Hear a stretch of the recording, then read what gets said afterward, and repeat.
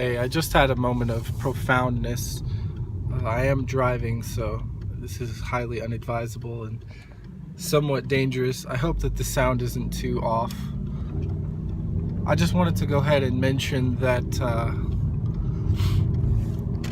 I was listening to the radio, and it's crazy to hear people who there aren't quite at the same levels of consciousness, and so they're praying about things and whatnot that unfortunately go against biblical prophecy and ultimately what the world is going to become. And we can pray our hearts out on that sort of thing, but there's a set plan involved.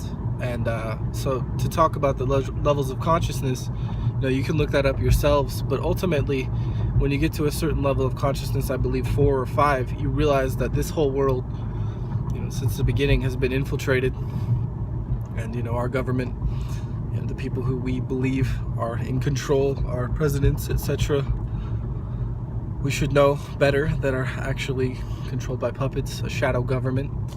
You can look that up yourself too. I could do another video if necessary, but you can look into the people who were appointed to be leaders in our history and were cut to the quick not long after they mentioned the people who I am now mentioning.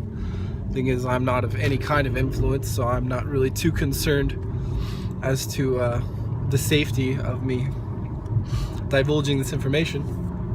But my point was this: to those that are woke, if you will, if you are on the same level of consciousness, it's very important that we don't become pretentious, as it is easy to do. We need to be compassionate to those who are still at lower levels of consciousness, because at that point in their life, they just haven't been able to comprehend exactly the evils and the truths behind symbology and metaphysics and the spirit world, essentially. I mean, it could go on, and I really could. That's the thing. But it's important that we don't belittle those people, because you never know at what point they will come to those realizations. I mention this because my parents for a very long time were closed-minded, and they believed the government was good and it was run by Christians and this, that, and the other. And it wasn't until about a year ago or so that my parents started to have an awakening, an epiphany, and now we're all kind of on the same page. And it's a much more freeing lifestyle to realize that the government is trying to poison us at almost every turn. They do fit to benefit from a population decrease or all sorts of things. Just read about the Georgia Guidestones. Anyways, be compassionate to one another, be patient with people, and if you are trying to bring people to a realization, to an awakening, if you will, be slow to force that sort of thing on them, because it is so difficult to have your entire world shattered before you. I mean, I'll never forget the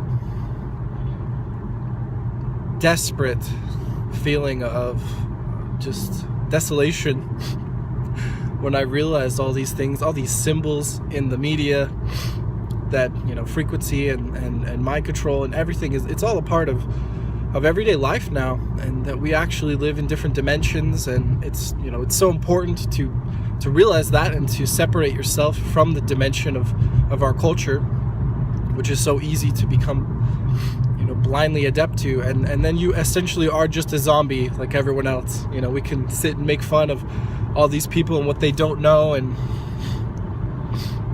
how they're so ignorant, but really, how do you expect them to get any better?